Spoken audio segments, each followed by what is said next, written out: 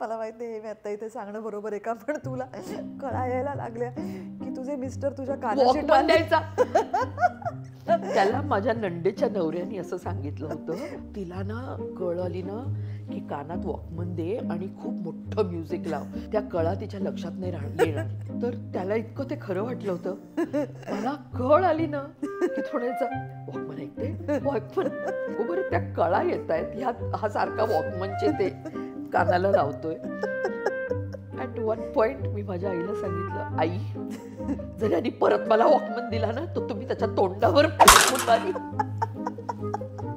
आई माझ्या नवऱ्याला म्हणे, अमोल तू जरा बाजूला बस. आणि तो माझ्या आईला एक्सप्लेन करत होता की म्युझिक थेरपी.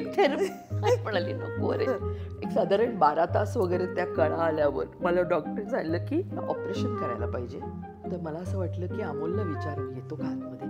तर मी असं जात असताना अशी वळले तर माझी आई, माझे वडील आणि अमोल असे तिघं ना असे बसले होते.